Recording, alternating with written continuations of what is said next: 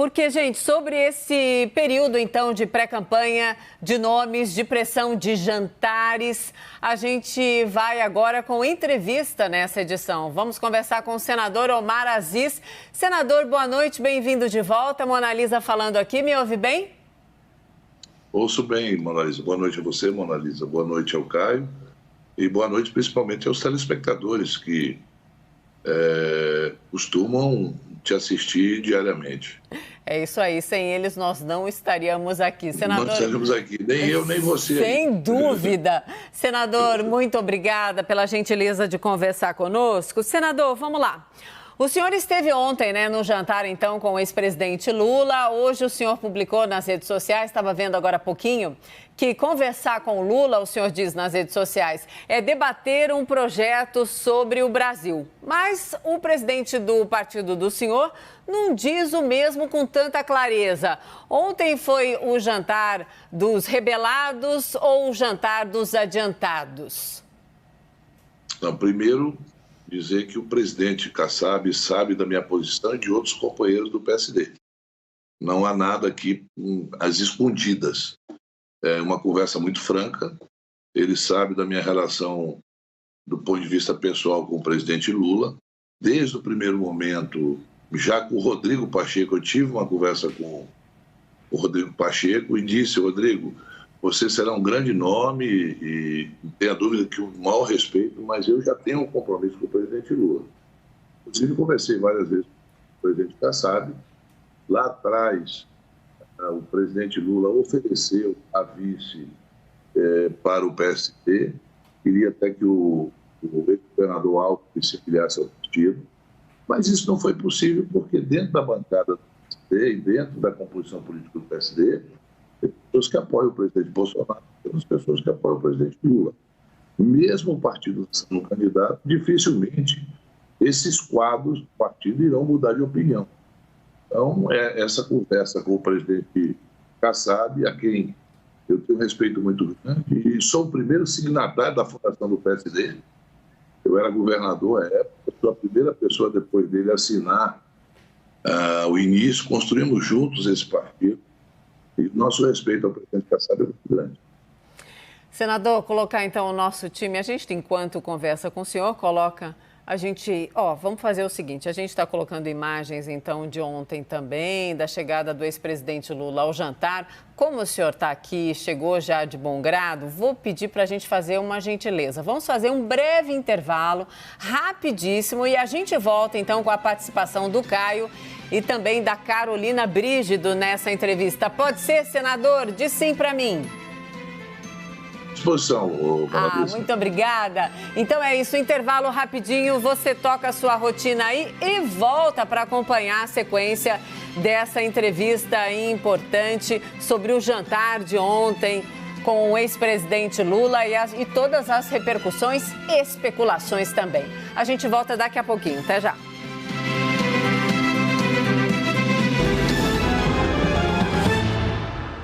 Estamos de volta com o Jornal da CNN. Vamos direto continuar a entrevista com o senador Omar Aziz. Senador, agora eu coloco na conversa a nossa analista de Brasília, Carolina Brígido. Carol, boa noite, bem-vinda. Chega no papo também, Carol.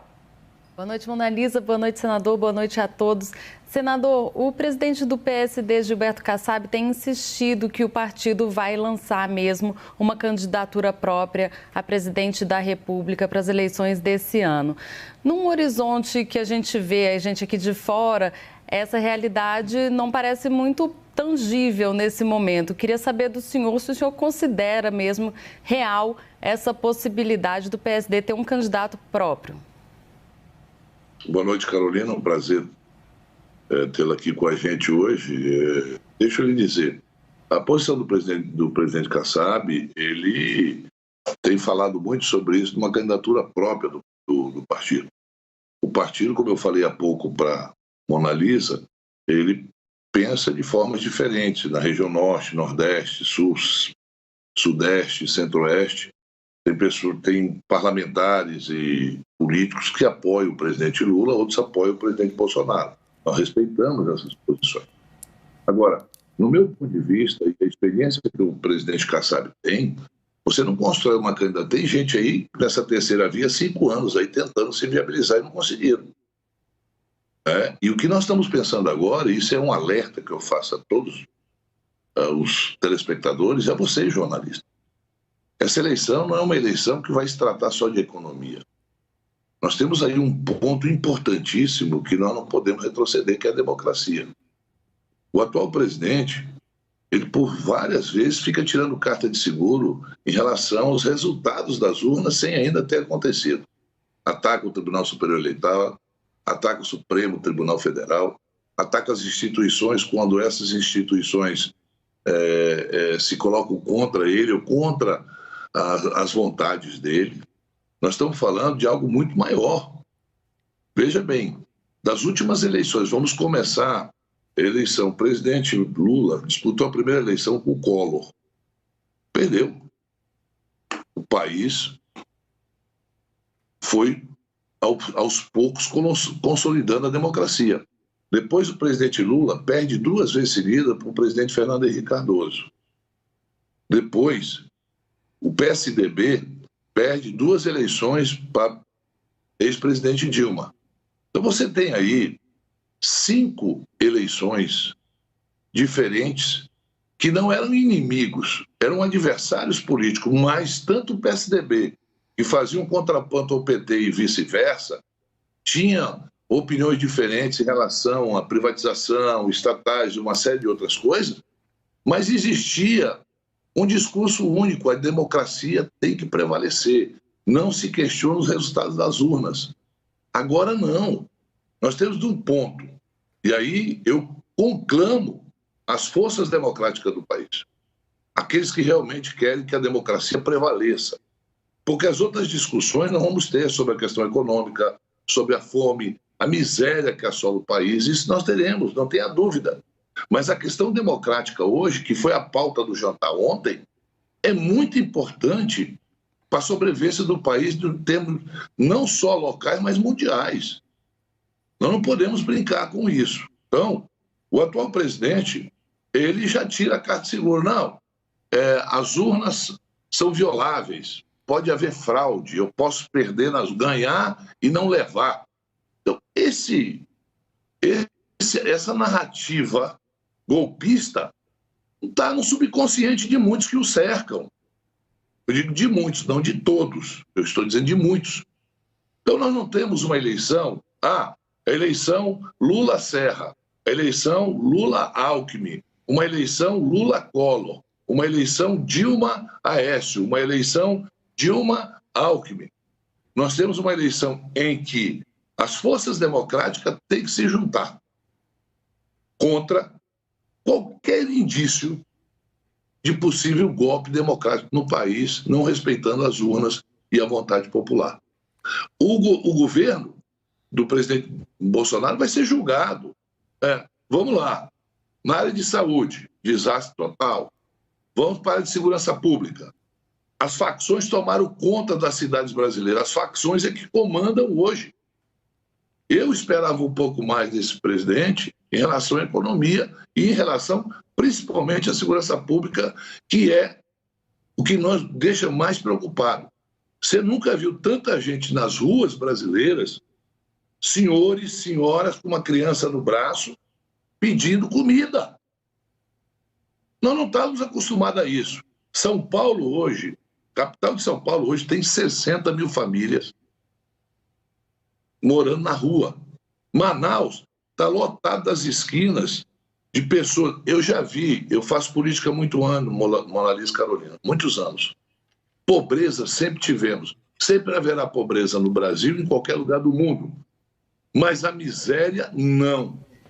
A pessoa não tem um prato de comida no dia, não. Então, a proposta do presidente Lula em relação a isso, eu acho que é isso, e eu disse isso claramente, que nós temos que focar em relação à alimentação. Nós tivemos retrocesso na área social, nós tivemos retrocesso na construção de casa. Só para você ter uma ideia, eu fui governador, Carolina.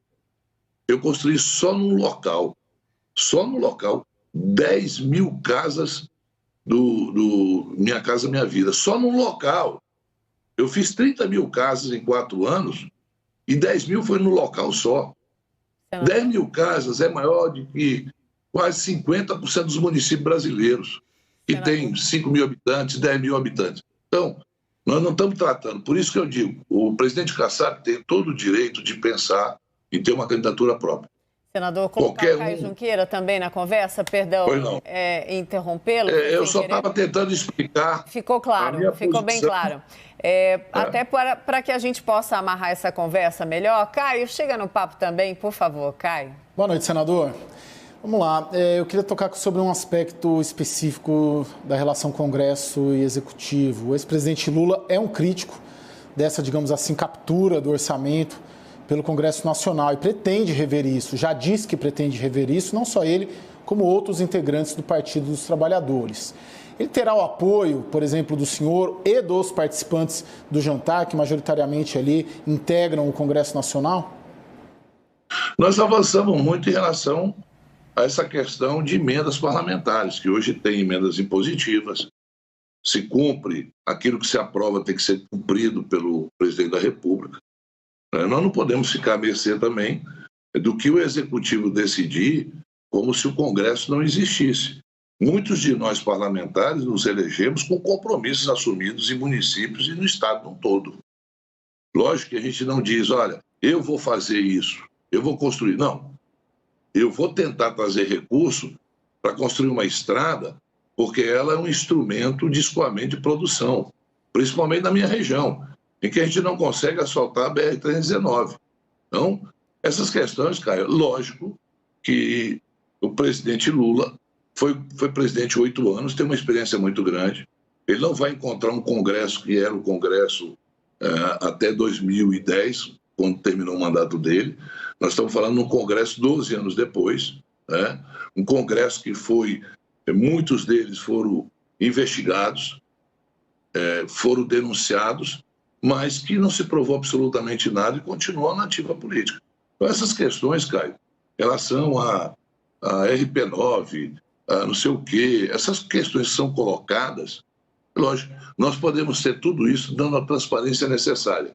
Não é crime um parlamentar tentar conseguir recursos para o Estado dele ou para os municípios que compõem o Estado dele. É uma obrigação do parlamentar fazer isso.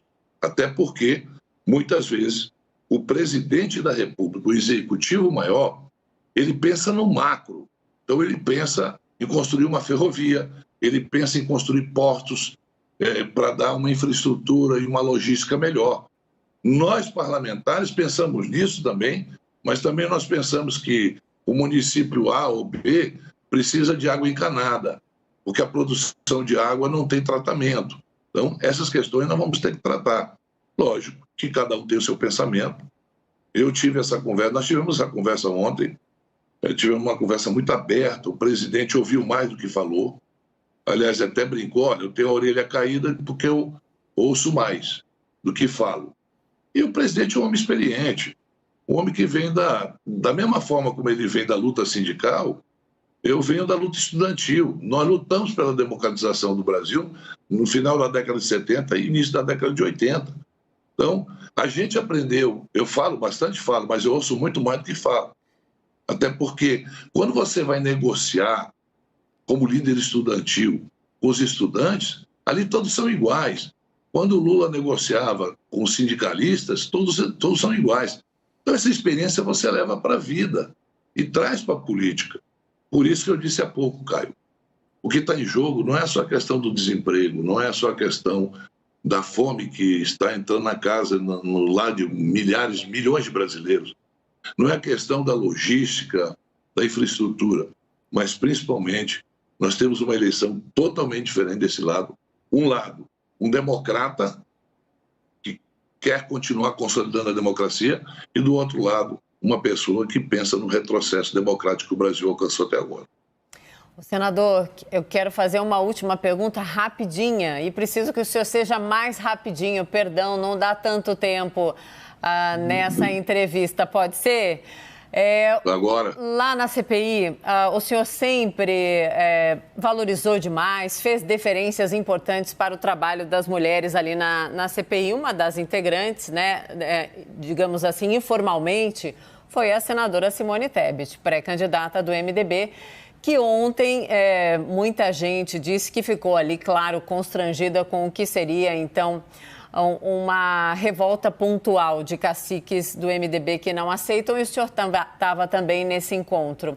O senhor quer aproveitar a entrevista para mandar algum recado, então, para a senadora Simone Tebet, mesmo sendo de outro partido? Enfim, ficou algum mal-estar depois? Independente de partido político, a Simone Tebet tem o meu respeito absoluto. Foi uma companheiraça.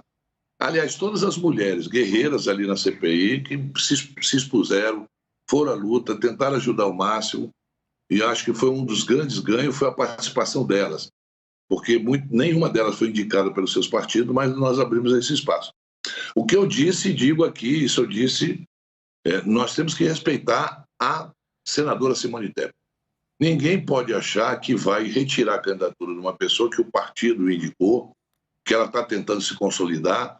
E não é fácil um homem se consolidar como candidato sem ter ninguém, sem ter um grupo por trás. Imagine uma mulher solitária, porque ela hoje é uma candidatura solitária. A Simone é uma democrata, é uma pessoa que sabe o jogo democrático que se exerce, tem experiência política, não tenho dúvida nenhuma que seria de uma importância muito grande o debate dela no processo eleitoral como candidata a presidente. Mas isso é uma decisão que o MDB vai tomar. Eu coloquei agora a minha posição em relação ao PSD. Sim. A democracia que eu defendo está acima de partido político, está acima de nomes. E, nesse momento, o nome que nós temos para conter essa ânsia de retrocesso democrático do país se chama presidente Luiz Inácio Lula da Silva. Senador Omar Aziz, muito obrigada pela entrevista. Até uma próxima. Boa noite ao senhor. Obrigada. Uma boa noite a todos vocês e obrigado pelo espaço. Obrigada, senador. Obrigada ao Caio e à Carol, que participaram comigo também dessa entrevista.